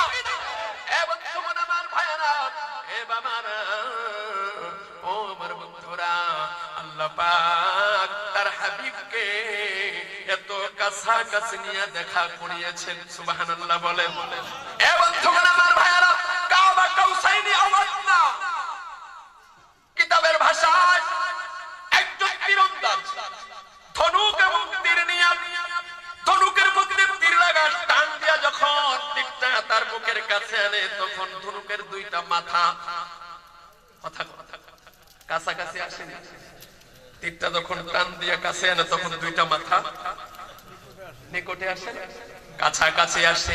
ঠিক আল্লাহ পাক আর তার হাবিব দুস্ত ও বন্ধুগণ আমার ভাইয়েরা কাছাকাছি গিয়েছেন। এ বন্ধুগণ আমার ভাইয়েরা, ওইখানে কাইফিয়ত ছিল ভিন্ন। ওই কাইফিয়তে বাড়াবাড়ি করা যাবে না, ঠিক কি ঠিক না? ওই সময়ের কাইফিয়ত ছিল ভিন্ন। আমার নবী কেমন জানুনি, আমার নবীর পাওয়ার কত। আমার নবী শুধু জমিনে দাঁড়াইয়া এই ইশারা দিয়া যদি ও বন্ধু এই শাহাদাত আঙ্গুলটা দিয়া ইশারা করলে চন্দ্রটা দ্বিখণ্ডিত হয়ে যায়, তিনি হলেন নবী। আমার নবী পাথরকে যদি প্রশ্ন করে ওই পাথরের জবান খুলে যায়, তিনি হলেন নবী। আল্লাহু আকবার। আমার নবী এমন নবী যাকে জান্নাতি বলে তার জন্য জাহান্নাম হারাম হয়ে যায়, যাকে জাহান্নামী বলে তার জন্য জান্নাত ওয়াজিব হয়ে যায়। জোরে কন্না সুবহানাল্লাহ। আমার নবী এমন নবী গো, যেই নবী ও বন্ধু এই জমিন থেকে পা উঠাইলে মেরাজ হইয়া যায়। আল্লাহু আকবার। আমার নবী হলেন এই পৃথিবীর ব্যাটারি, এই পৃথিবীর রূহ। ঘড়ির ব্যাটারি হলো ঘড়ির রূহ। ব্যাটারি ভিতরে থাকলে যেমন ঘড়ি টিক করে চলতে থাকে, ব্যাটারি খুলে ফেললে জায়গায় ঘড়িটা বন্ধ হয়ে যায়, মুর্দা হয়ে যায়। যেরকম ঠিক কি ঠিক না? আল্লাহর হাবিব হলো এই দুনিয়ার ব্যাটারি, দুনিয়ার রূহ। এই দুনিয়ার রূহ যখন জমিন থেকে দুইটা পা কদম মুবারক উপরে উঠাইছেন, জমিন জাগাত বন্ধ হয়ে গেছে। তাফসীরের কোন কিতাবে এসেছে 27 বছর সময় লাগছে, কোন কিতাবে এসেছে 1 বছর নয়, 2 বছর নয়, 27 বছর নয়। ও বন্ধুগণ আমার ভাইয়েরা, 86 বছর লাগাইয়া নবী মেরাজ করেছে। যেরকম সুবহানাল্লাহ। এ বন্ধুগণ আমার ভাইয়েরা, এমন দামি নবী, ওই নবীর যদি শত্রু থাকে তুমি কি মুমিন হইলা? তোমার যদি বলো তোমার শত্রু নাই, তাহলে তুমি প্রকৃত মুমিন হতে পারো। এ বন্ধুগণ আমার ভাইয়েরা, তোমাকে পরীক্ষা দিতে হবে। তুমি পরীক্ষা যদি দিতে হয়, পরীক্ষার মাধ্যমে তোমার শত্রু ছাড়া তো পরীক্ষা হবে না। জোরে কোন ঠিক কি ঠিক না? ঈমানের পরীক্ষা প্রত্যেকটা সাহাবী দিয়েছেন। ঈমানের পরীক্ষা বন্ধুগণ আমার ভাইয়েরা, প্রত্যেকটা আল্লাহর বলিরা ঈমানের পরীক্ষা দিয়েছেন, বর্তমানেও দিয়ে যাচ্ছেন। ঈমানের পরীক্ষা এই দুনিয়ার জমিনের মধ্যে আপনি যদি আল্লাহর গোলামির খাতায় নাম লেখান, আপনার পরীক্ষা অবশ্যই, কথা বলেন, হবে কি হবে না? ভাইয়েরা আমার, আল্লাহ কেমন দামি নবী বানাইছেন। আল্লাহ পাক বলেন আমার হাবিবকে, আমার দোস্তকে আমি আমার সামনে বসিয়ে দোস্তকে দেখেছি। যেরকম সুবহানাল্লাহ। 7 আসমানের উপরেতে কেহ নাহি যেতে পারে, 7 আসমানের উপরেতে কেহ নাহি যেতে পারে। আরশেতে গেলেন নবী জুতা পরিয়া, হায় হায় আরশেতে গেলেন নবী জুতা পরিয়া। তিনি কেমন নবীজি গো দেখো ভাবিয়া, তিনি কেমন নবীজি গো দেখো ভাবিয়া। ওরে যাকে আল্লাহ ডাকে সদা হাবিব বলিয়া, হায় হায় যাকে আল্লাহ ডাকে সদা হাবিব বলিয়া। তিনি কেমন নবীজি গো দেখো ভাবিয়া। আল্লাহু আকবার। তোর পাহাড়ে মুসা নবীকে আল্লাহ বলেন, মুসা এই পবিত্র উপত্যকায় জুতা খুলে আসো। আর আমার নবীর জুতার ধুলোয় আরশ ধন্য করা হয়। এই নবী ও বন্ধুগণ আমার ভাইয়েরা, এই নবীর হাতে গোনা সাহাবী, নবীর বিশ্ববিদ্যালয়ের ছাত্র যারা, তাদেরকে যদি ঈমানের পরীক্ষা দিতে হয়, আপনি কাইতলায় বসে বসে, মসজিদের কিনারায় বসে বসে সুবহানাল্লাহ আলহামদুলিল্লাহ আল্লাহু আকবার জপবেন। হাতের মধ্যে আপনি তাসবিহ নিয়ে ঘুরতেছেন আর বলতেছেন আমার কোনো শত্রু নাই, আমি সবচাইতে ভালো মানুষ। আমি মনে করব ও বন্ধুগণ আমার ভাইয়েরা, আপনি হলেন শয়তানের 1 নাম্বার দোষর। কথা বলুন ঠিক কিনা? কারণ আপনি এদিকেও আছেন, হেদিকেও। কথা কোন ঠিক কি ঠিক কি? ভাইরা আমার, আমি আপনাদের সামনে যে আয়াত তেলাওয়াত করেছি সূরাতুল বাকারা 155 নম্বর আয়াত। এই আয়াতের মধ্যে আল্লাহ পাক বলেন ওয়া নাবলুওয়ান্নাকুম বিশাইইন মিনাল খাউফি ওয়াল জু'i ওয়া নাকসিম মিনাল আমওয়ালি ওয়াল আনফুসি ওয়াস সামারাত ওয়া বাশশিরিস সাবিরিন। আল্লাহ বলেন আর আমি তোমাদেরকে পরীক্ষা করব। এক নাম্বার আল্লাহ বলেন খাউফ, ভয়। কি দেখায়? তার কারণ আল্লাহ জানেন এই দুনিয়ার জমিনে এমন কিছু জালিম থাকবে যারা মাজলুমের উপরে জুলুম করে করে তাদেরকে বিভিন্ন ভাবে ভয় দেখায় তারা তাদের দলে নেওয়ার জন্য চেষ্টা করবে। তার কারণ হলো তাদের অভিভাবক হলো শয়তান, তারা হলো হিজবুল শয়তানের ওই দলের সদস্য। তারা ইকামতের দ্বীনের সদস্য হয় নাই, ঠিক কি ঠিক না? তারা কোরআনের দলের সদস্য হয় নাই, হিজবুল্লাহর দলের সদস্য হয় নাই, হিজবুল শয়তানের দলের সদস্য। তারা তাদেরকে পরিচালনা করবে শয়তান, আর তারা ওই শয়তানের বুদ্ধি নিয়া যারা হিজবুল্লাহর দলে আছে ও বন্ধু কোরআনের দলে আছে, যারা একমাত্র কেবলমাত্র সিরাতুল মুস্তাকিমের মেহমান, তাদেরকে বিভিন্ন ভাবে ও বন্ধু ষড়যন্ত্র করে তাদেরকে বিভিন্ন প্রলোভন দেখায়া ভয় দেখায়া তাদের ঈমানকে নষ্ট করার জন্য শয়তানের পক্ষে তারা কাজ করবে। যদিও দেখতে তারা মানুষ, আল্লাহ কয় তারা মানুষ না, উলাইকা কাল আনআম বাল হুম আদাল। তারা মানুষ নয়, তারা দেখতে মানুষ হলো কিন্তু চতুষ্পদ জানোয়ারের চাইতে আরো তারা নিকৃষ্ট। জোরে কোন ঠিক কিনা? আমার মুসলমান ভাইরা, মুসা নবীর যেরকম হাত পা ছিল, মুসা নবীর যেরকম বডি ছিল, মুসা নবীকে যেরকম দেখা যাইত, ও বন্ধুগণ আমার ভাইরা, ওই দুই পাওয়ালা, দুই হাতওয়ালা, দুই চক্ষুওয়ালা ফেরাউন কথা কোন ছিল না? কিন্তু মুসা নবী ছিল মানুষ, আর ফেরাউন ছিল জানোয়ারের চাইতে আরো নিকৃষ্ট। মুসা নবী ছিল আল্লাহওয়ালা, ফেরাউন ছিল শয়তানওয়ালা, ঠিক কি না?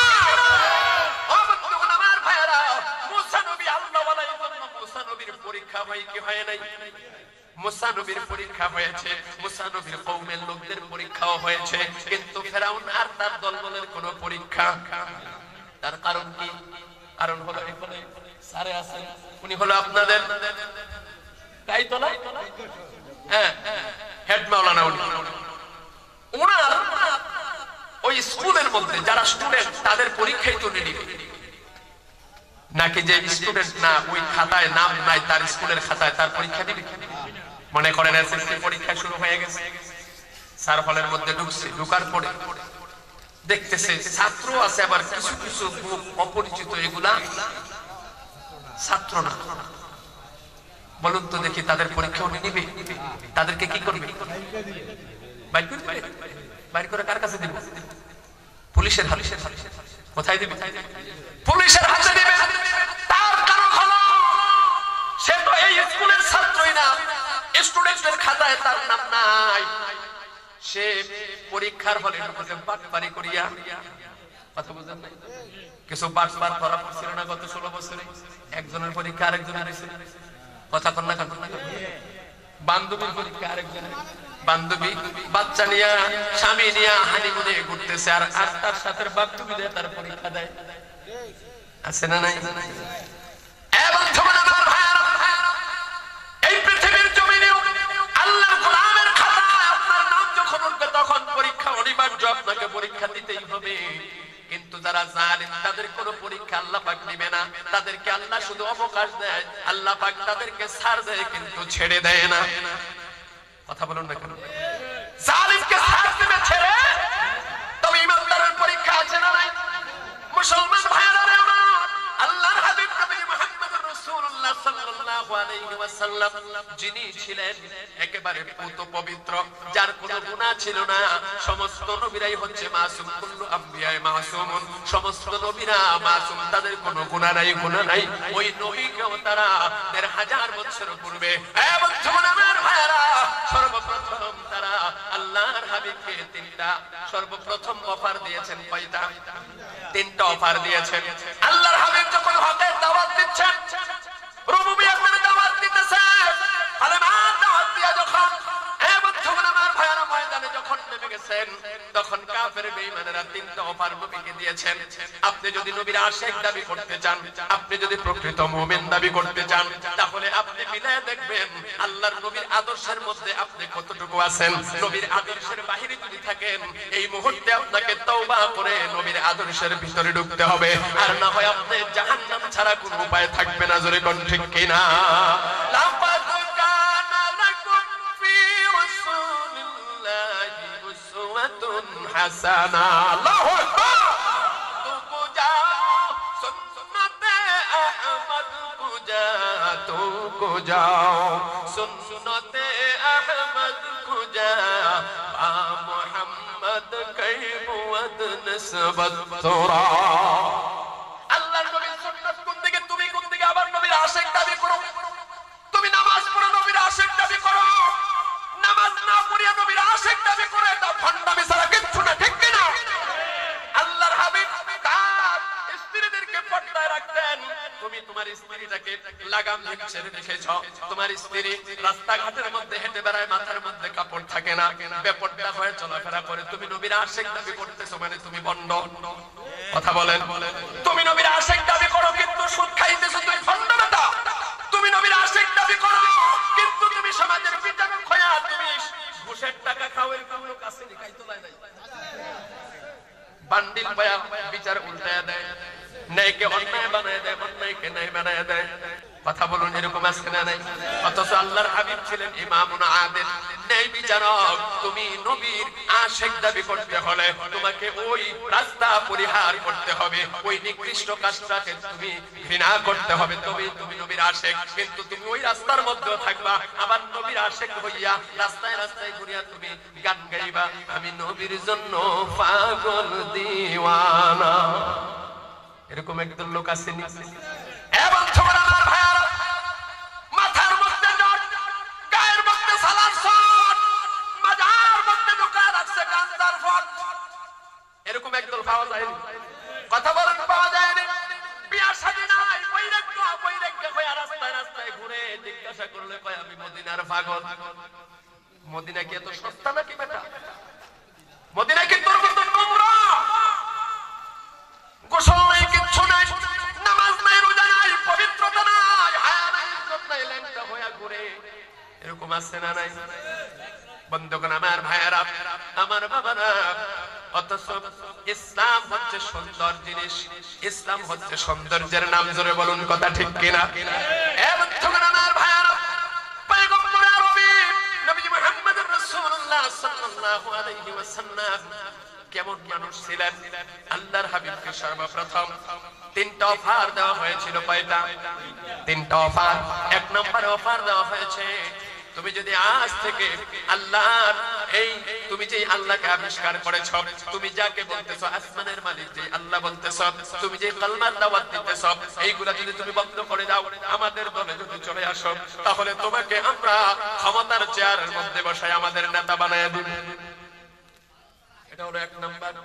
দুই নাম্বার অফার হলো তোমাকে টাকা পয়সা, ধন দৌলত, হীরা মানিক মুক্তা যা কিছু লাগে তোমাকে সম্পূর্ণ কিছু দিয়া তোমাকে পরিপূর্ণতা দেওয়া হবে। তিন নাম্বার অফার হলো, ও মুহাম্মদ সাল্লাল্লাহু আলাইহি ওয়াসাল্লাম, এই আরবের জমিনে মক্কা নগরীতে যত সুন্দরী সুন্দরী কুমারী নারী আছে, প্রত্যেকটা সুন্দরী মেয়েদেরকে তোমার সামনে দাঁড় করানো হবে। তুমি যেই কোনো মুহূর্তে, যেই দিন, যেই সুন্দরী নারীকে নিয়ে, যেই সুন্দরী কুমারীকে নিয়ে তোমার বিছনায় রাত কাটাইতে যাও, সময় কাটাইতে যাও, ওই মেয়েটাকে তোমার বিছনায় পাঠানো হবে। জোরে কন্যা নাউজুবিল্লাহ। আমার কাইতলার মুসলমানেরা প্রশ্ন করতে চায়, আল্লাহর হাবিব তিনটার মধ্যে কোনটা গ্রহণ করছে? কোনটা গ্রহণ করছে? আল্লাহর হাবিব, ও বন্ধুগণ আমার, ভাইয়েরা, একটাও যদি গ্রহণ করে না থাকে, তাহলে আপনি আমি এই সামান্য লোভে পড়ে ঈমানকে নষ্ট করে দিচ্ছি। এরপরে নবীর আশিক দাবি করি। এরকম আছে না নাই? কথা বলেন, আছে না নাই? আল্লাহর হাবিব তাদের দলে গেছে নাকি? তাগুতের দলে নবী যায় নাই। তুমি আমি প্রকৃত মুমিন যদি হতে চাই, লা ইউমিনু আহাদুকুম হাত্তা আকুনা হাব্বা ইলাইহি মিন ওয়ালিদিহি ওয়া ওয়ালাদিহি ওয়ান নাসি আজমাইন। আল্লাহর নবী বলেন, উম্মত, ততক্ষণ পর্যন্ত তুমি পরিপূর্ণ কামিল মুকাম্মিল ঈমানদার হতে পারবা না, পারবা না, পারবা না, যতক্ষণ পর্যন্ত তুমি সম্পদ, তোমার ছেলে মেয়ে, তোমার পরিবার পরিজন, তোমার মা বাবা, এমনকি তোমার নিজের জীবনের চাইতে আমি নবীকে বেশি ভালোবাসতে না পারবা। আল্লাহু আকবার। নবীকে সবার চাইতে বেশি ভালোবাসার নাম হলো ঈমান, ঠিক কি না? এবং তোমরা আমার ভাইরা, আর নবীকে ভালোবাসা শুধু মুখে মুখে ভালোবাসি বললে হবে না, ওয়ালের মধ্যে ড্রামে ড্রামে রং দিয়া ও বন্ধু শুধু আশিক রাসূল লিখলে আশিক রাসূল হওয়া যায় না। আশিক রাসূল হলো তারা কোরআন ওয়ালা যারা, আশিক রাসূল হলো তারা পাঁচ ওয়াক্ত নামাজ পড়ে যারা, আশিক রাসূল হলো যারা কোরআনের জন্য জীবন দেয় যারা, ঠিক কি না?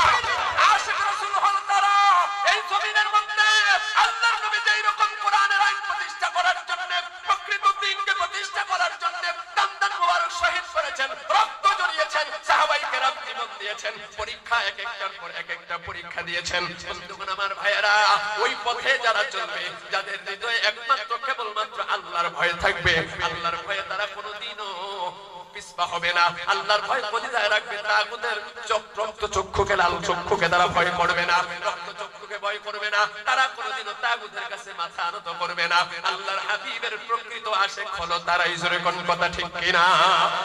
আমার আল্লাহ পাক তাদের ব্যাপারে সূরাতুল আনফালের 64 নম্বর আয়াত রেকর্ড করে নাও, বাড়িতে গিয়ে কোরআনটা খুলে সূরাতুল আনফাল 64 নম্বর আয়াতটা খুলে দেখো। ও বন্ধু, আল্লাহর নবীর ভালোবাসার মেসেজটা আল্লাহ পাক কি দিয়েছেন, আল্লাহর হাবিবের ভালোবাসার পাত্র কারা তারা।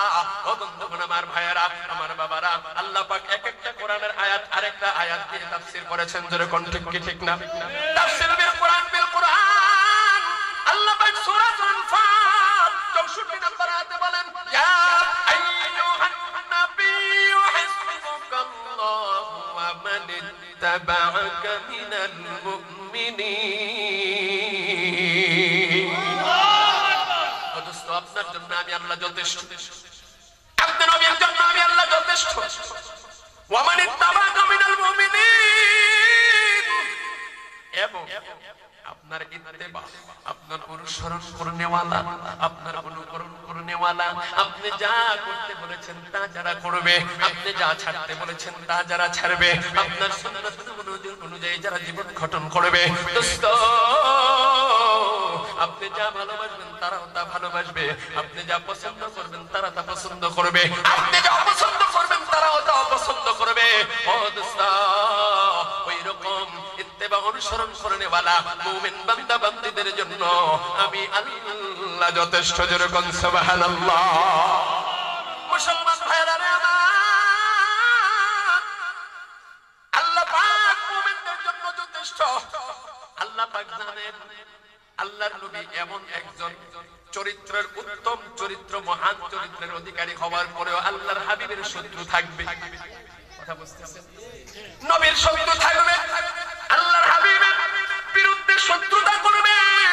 আর যারা নবীর শত্রু হবে তাদের ব্যাপারে আল্লাহ পাক তার হাবিবকে জানায় দিয়েছেন, দোস্ত আপনি নবীর সঙ্গে যারা গোস্তাকি করবে, আপনি নবীর সঙ্গে যারা বেয়াদবি করবে, আপনি নবীর সঙ্গে যারা শত্রুতামি করবে, তাদের ব্যাপারে আমি আল্লাহর আইন হলো, আমি আল্লাহর ঘোষণা হলো, লা তুকবালু তাওবাতুহা ওয়া লা তুকবালু আমালুহা। তাদের কোনো তওবা আমি আল্লাহ কবুল করব না, তাদের কোনো আমল আমি আল্লাহ কবুল করব না, তাদের কোনো পরীক্ষা নাই, পরীক্ষা নাই, তারা আমি আল্লাহর মামলা আর আসামি। জোরে কন্না নাউজুবিল্লাহ। ভাইরা আমার, আল্লাহর হাবিবকে যখন এই অফারগুলো দেওয়া হলো, অফারগুলো প্রত্যাখ্যান করলেন, দলে দলে নবীজির কাছে এসে বেঈমানগুলা, কাফেরগুলা ঈমানদার হয়ে যাচ্ছে, অন্ধকারের মানুষগুলা আলোর দিকে ফিরে আসতেছে, কলমা পড়ে মুসলমান হয়ে যাচ্ছে। আর ওদিক দিয়ে আবু জাহালের মটকা গরম হয়ে গেছে। আবু জাহাল, আবু লাহাব, উতবা, শাইবা, মুগীরা তারা পরিকল্পনা শুরু করলো কিভাবে কি করা যায়, এই লোকটাকে কিভাবে দমানো যায়। শেষ পর্যন্ত তারা প্রাথমিক পর্যায়ে আল্লাহ পাককে বলেছেন, ওয়ালা নাবলুওয়ান্নাকুম বিশাইইম মিনাল খাউফ। প্রথমে আল্লাহ পাক ভয়ের কথা বলেছেন। কেন জানেন?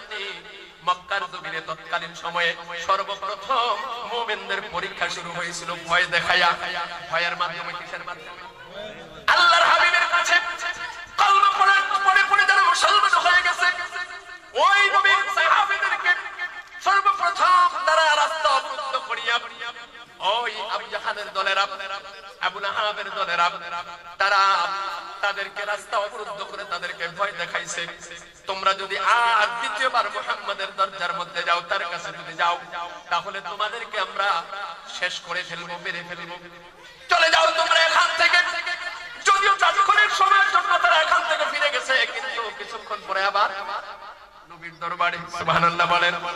ভাইয়েরা আমার, কোনোভাবেই যখন ঠেকাইতে পারে না, শেষ পর্যন্ত কাফের গুলা নবীর সাহাবীদের বাড়ি ঘর গুলার মধ্যে আঘাত করা শুরু করেছে, বাড়ি ঘর গুলা পুড়িয়ে দিচ্ছে, বাড়ি ঘর থেকে তাদেরকে বের করে দিয়ে তাদের সম্পদের উপরে আঘাত করতেছে। একটা পর্যায়ে তারা সিদ্ধান্ত নিয়ে তৎকালীন সময়ে একটা কাফেলা আবিসিনিয়ার মধ্যে হিজরত করে চলে গেলেন, আবিসিনিয়ায় হিজরত করে চলে গেলেন, আর একদম নবীর পাশে রয়ে গেলেন। আল্লাহর হাবিব টেনশনে পড়ে গেলেন। আল্লাহর হাবিব আবিসিনিয়াতে যারা চলে গেছেন তাদের টেনশন, তারা কি খাচ্ছে, কোথায় আছে, ঠিকমতো জায়গা পাইল কিনা, নবীর আশিকেরা তারা কোন অবস্থায় দিন যাপন করতেছে। আমার নবী তো এমন নেতা, আমার নবী তো বর্তমান জামানার পূর্ণাস্তিক মার্কা নেতাদের মতো না, ধরে কোন ঠিক কিনা? আমার নবী তো এমন নেতা নয়, বর্তমান জামানার নেতারা বর্তমান আমার ভাইয়ারা বিদেশের বাড়িতে সেকেন্ড হোম করে, দেশের টাকা পাচার করে, কোটি কোটি টাকা লুট করিয়া বিদেশের বাড়িতে সেকেন্ড হোম করিয়া সন্তানদেরকে নিয়ে বিবিদেরকে নিয়ে আরামে দিন কাটায়, আর তার এলাকার জনগণ কেমনে আছে ওই দিকে তার কোনো খেয়াল নাই, ধরে কোন ঠিক কিনা? জোরে বলেন ঠিক কিনা? আমার নবী এমন পূর্ণাস্তিক মার্কা নেতা ছিলেন না, আমার নবী ছিলেন প্রকৃত নেতা। বন্ধুগণ আমার ভাইয়ারা, আমার বাবারা, আল্লাহর হাবিব ওই আবিসিনিয়ায় যারা গেছে তারা কিভাবে রাত কাটাইতেছে, কোথায় আছে, বাচ্চাদেরকে নিয়ে সন্তানদেরকে নিয়ে কি পরিস্থিতি, এই টেনশন করতে করতে নবী রাতের বেলা ঘুমাইতো না, কান্না করতো। আল্লাহু আকবার। আজকে এমন নেতার রাস্তা ভুলিয়া আমরা উল্টা পাল্টা রাস্তার মধ্যে রওনা করছি, জোরে বলুন ঠিক কি ঠিক না? অনেকে আবার কয় রাজনীতির ওয়াজ করতে আসে, আছে না? অনেকে আমরা রাজনীতির ওয়াজ করতে, রাজনীতি আপনারা করেন না, রাজনীতি আমগো কাজ।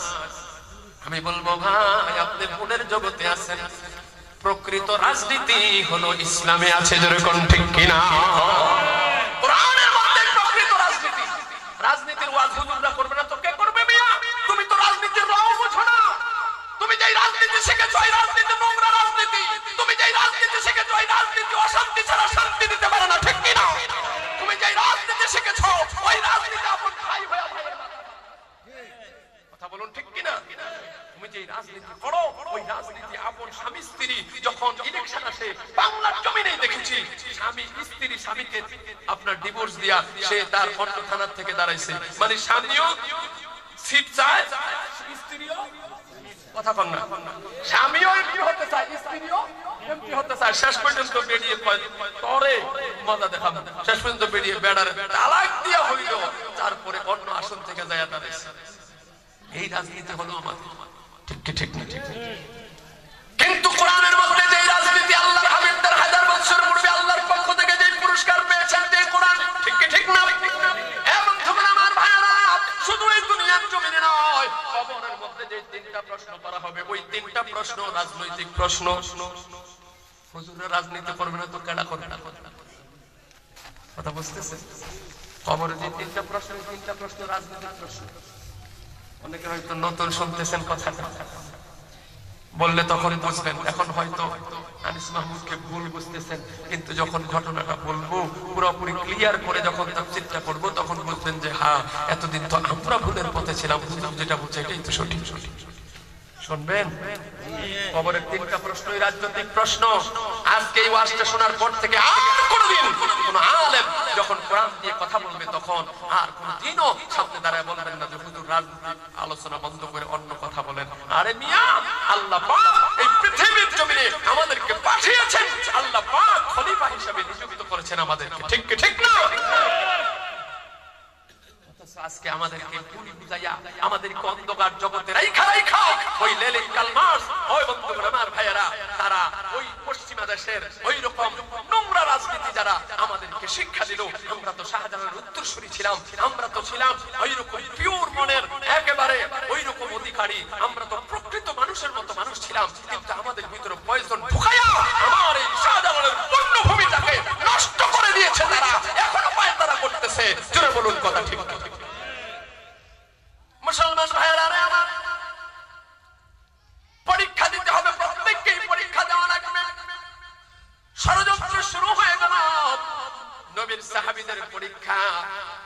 আল্লাহর হাবিবকেও পরীক্ষা দিতে হয়েছে, তবে আল্লাহর হাবিব পরীক্ষা দিয়েছেন আমাদের জন্য।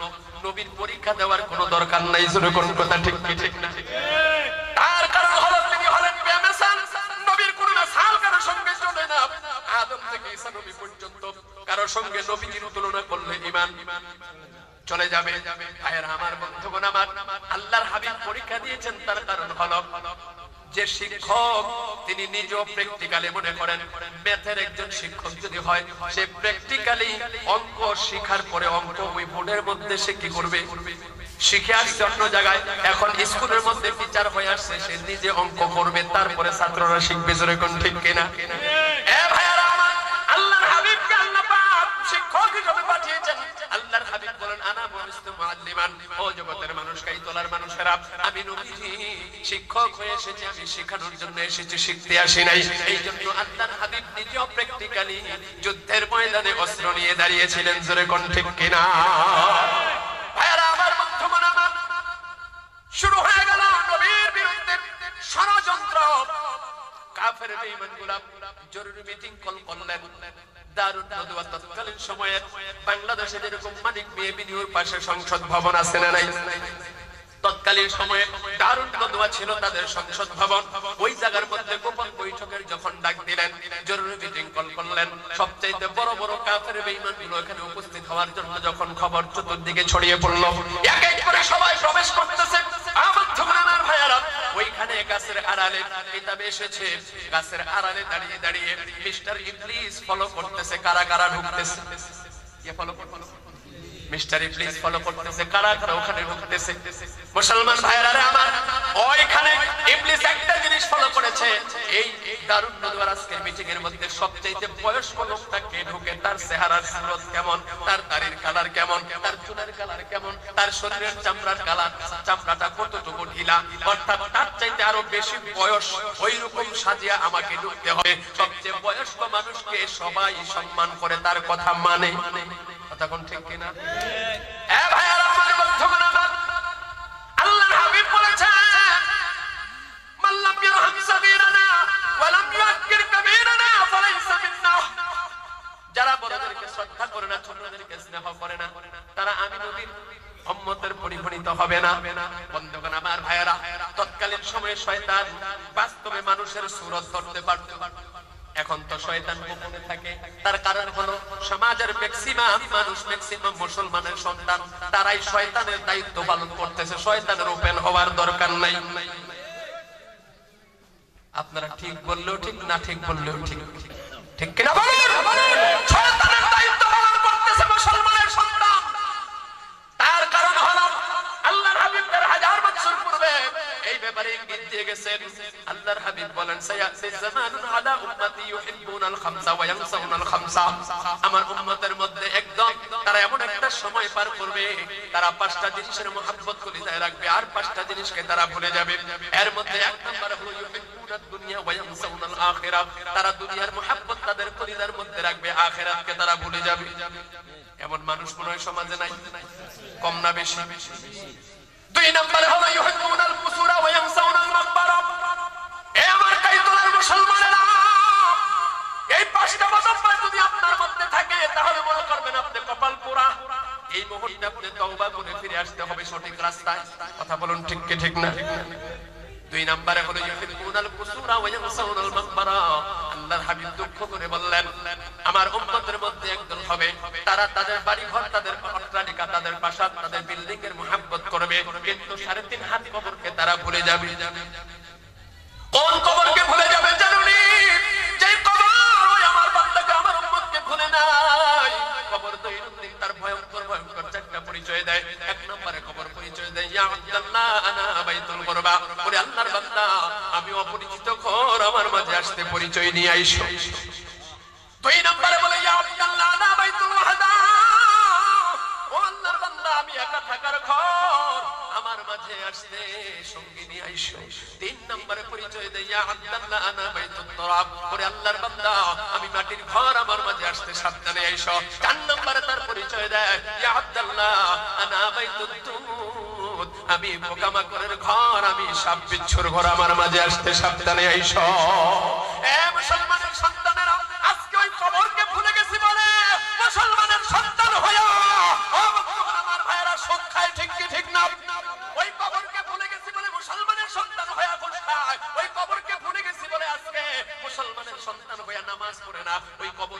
গেছি বলে মুসলমানের সন্তান হয়ে আজকে নারীরা পর্দা করে না, ওই কবরকে ভুলে গেছি বলে আজকে মুসলমানের সন্তান হয়ে কোরআনে আল্লাহ কি বলেছেন এগুলো আমরা ফলো করি না, কোরআনকে আমরা ধরতে চাই না, কোরআনকে আমরা বন্ধুগণ আমার ভাইয়েরা প্রাধান্য দিতে চাই না, ওই দুনিয়াকে প্রাধান্য দিয়েছি, কবরকে ভুলে গিয়েছি।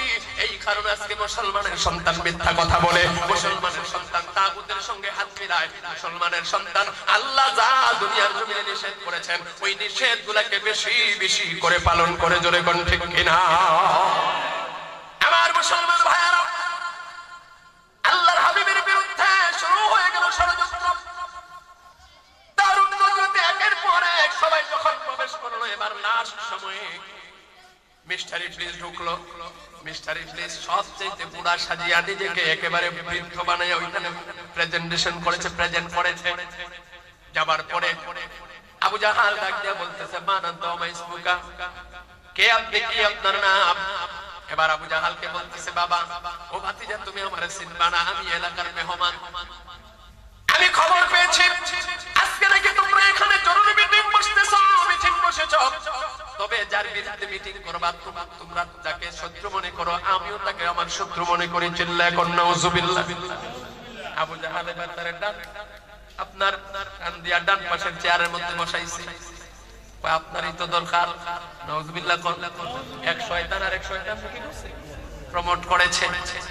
আমরা দেখতে পাই এই জমিনের মধ্যে ও বন্ধু একজন শয়তান আর একজন শয়তান, অর্থাৎ মানুষ শয়তান, সিলখান নাস, মানুষ শয়তান আছে না নাই? এই শয়তানগুলা একদল পাকায়া বন্ধুগণ আমার ভাইয়েরা এই জমিন থেকে ইসলামকে নিঃশেষ করে দিতে চায়, জোরে কোন ঠিক কিনা? এই শয়তানগুলা একত্রিত হয়ে এই জমিন থেকে কোরআনকে শেষ করে দিতে চায়, মুসলমানদেরকে শেষ করে দিতে চায়। বন্ধুগণ আমার ভাইয়েরা, তাদের মধ্যে সবচাইতে এক নম্বরের কিছুদিন আগে যার পতন হয়েছে সে হলো আসাদ। এই জমিনের মধ্যে সবচাইতে বেশি ফাসাদ করেছে তার নাম হলো আসাদ। তার নাম কি? যারা বলুন তার নাম কি? তার বাড়ি কই? সিরিয়ায়। তার বাড়ি কোথায়? সিরিয়ায়। 53টা বছর পর্যন্ত সিরিয়ার জমিনকে, সিরিয়ার মুসলমানদেরকে একের পর এক অত্যাচার নির্যাতন করে করে ত্রাসের রাজত্ব কায়েম করেছিল। এই বাশার আল আসাদ এমন কষ্ট দিয়েছে মুসলমানদেরকে, ও বন্ধু মুসা নবীর জামানায় একজন ফেরাউনকে 3জন ফেরাউন এত কষ্ট দেয় নাই, জোরে কোন নাউজুবিল্লাহ। এই বাশার আল আসাদ কোরআনকে মিথ্যাঙ্গুলি দেখিয়েছে, সে তাসের রাজত্ব করেছে, তাসের রাজত্ব কায়েম করেছে, আর নিজস্ব আইন চালু করে। বন্ধুগণ আমার ভাইয়েরা, মুসলমানদেরকে ভয় দেখিয়ে দেখিয়ে, ও বন্ধুগণ আমার ভাইয়েরা, সে ওই ইহুদিদের কাছ থেকে কোটি কোটি ডলার তার পকেটে ঢুকিয়েছে, আর তার দেশের মুসলমানদেরকে জিম্মি করেছে, জোরে কোন নাউজুবিল্লাহ। মুসলমান ভাইয়েরা, আল্লাহ পাক জালিমকে ছাড়বে কিন্তু ছেড়ে দেয় না।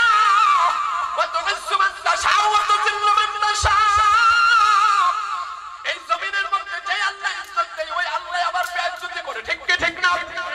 বন্ধুগণ আমার ভাইয়েরা, স্বামীর কাছ থেকে স্ত্রীকে কেড়ে নিয়েছে, স্ত্রীকে নিয়ে অন্ধকার ঘরের মধ্যে ঢুকিয়ে রেখেছে বছরের পর বছর। আমার বন্ধুগণ আমার ভাইয়েরা, বাবার সামনে থেকে যুবতী মেয়েটাকে কেড়ে নিয়ে গেছে, এইভাবে নিয়ে নিয়ে তার কারাগারের ভিতরে ঢুকাইয়া তার বাহিনীর লোকদেরকে দিয়া ওই নারীদেরকে দর্শন করে করে, তাদের শ্রদ্ধাহানি করে করে, তাদের সম্ভ্রম নষ্ট করে করে, যুবকদেরকে তাদের পুরুষাঙ্গের ভিতরে কারেন্টের শ্বাস দিয়েছে। ও বন্ধুগণ আমার ভাইয়েরা, এমন বৈশাসিক অবস্থা, এমন নিকৃষ্ট কাজ ফেরাউনও কোনোদিন করে নাই, জোরে কোন ঠিক কিনা? এমন নিকৃষ্ট কাজ তৎকালীন জামানায় ফেরাউনও করে নাই, কিন্তু এই জমিনের মধ্যে আমরা দেখেছি এমন নিকৃষ্ট কাজ মানুষরূপী শয়তানগুলো করেছে।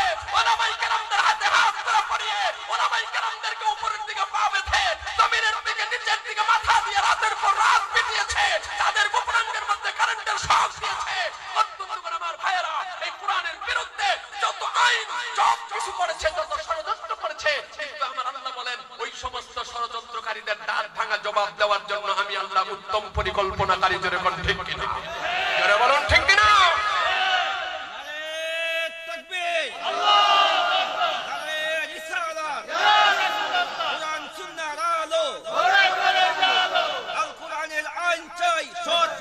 শাসন চাই, আল কোরআনের আইন চাই। ওয়া মাকারু ওয়া মাকারু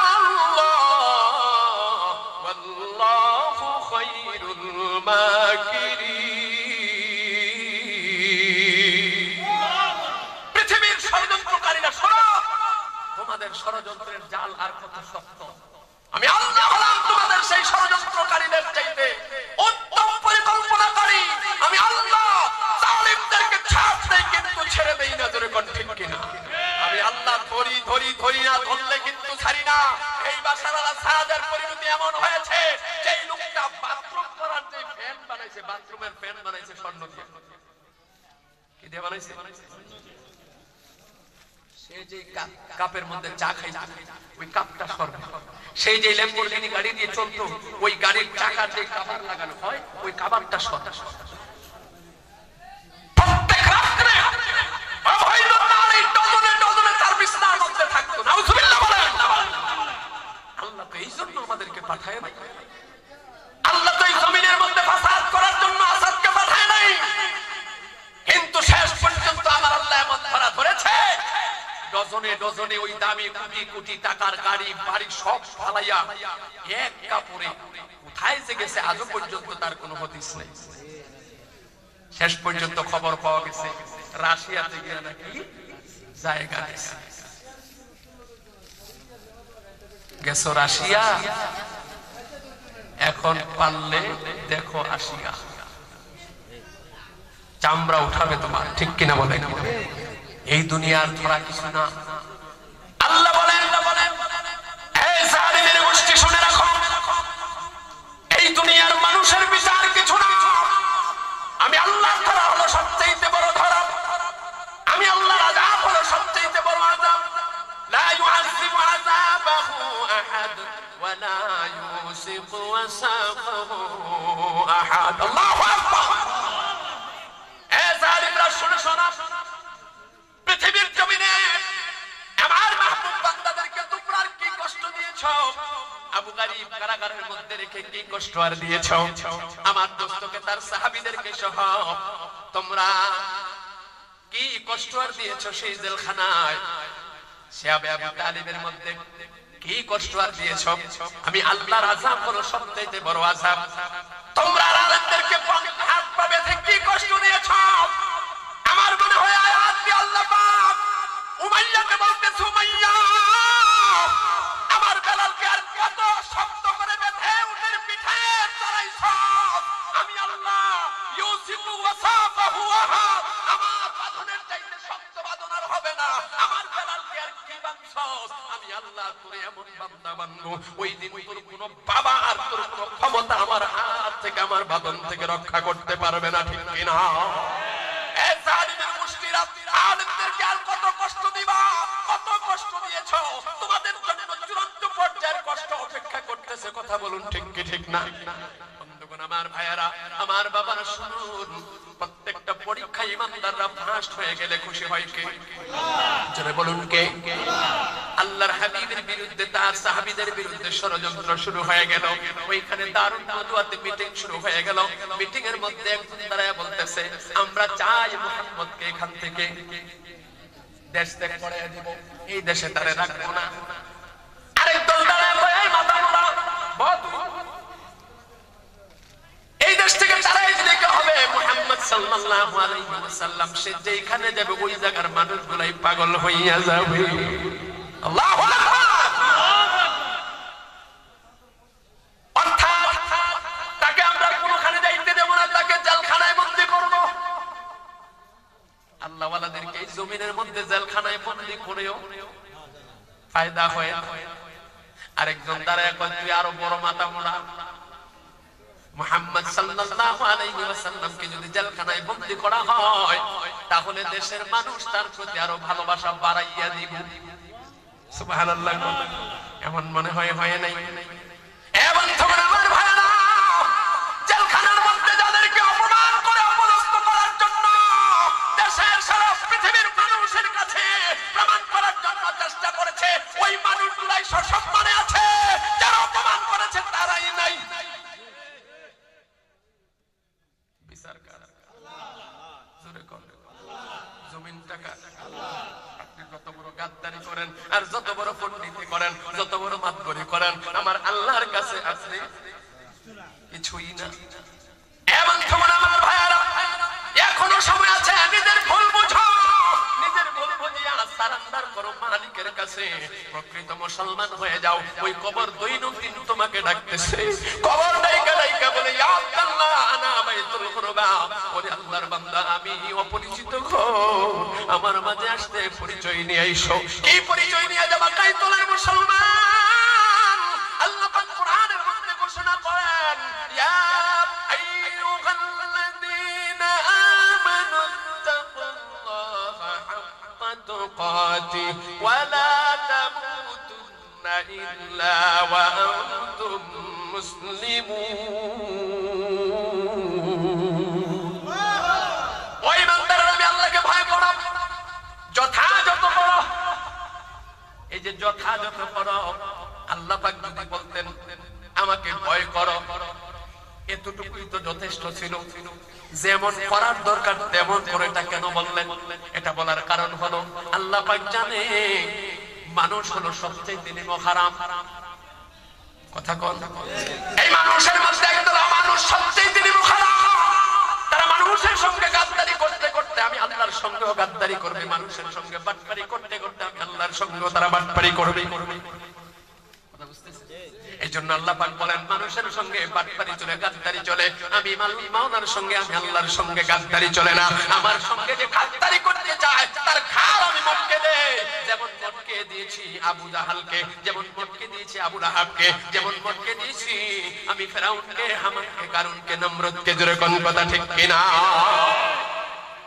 আমার বন্ধুগণ, আমার ভাইয়ারা, খারাপ লাগতেছে? চলবে আলোচনা? আর অল্প সময় কথা বলবো।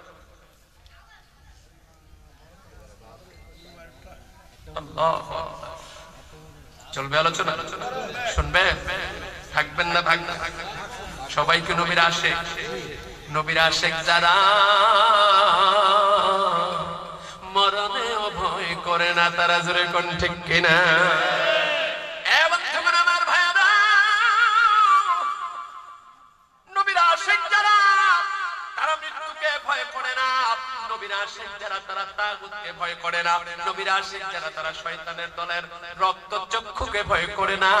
তারা হাসতে হাসতে প্রয়োজনে ফাঁসির মঞ্চে চলে যায়, জীবন দিয়া দেয়, এরপরেও আমার আল্লাহকে ভুলে না, এরপরেও জালিমের কাছে মাথা নত করে না। জোরে কোন ঠিক কিনা?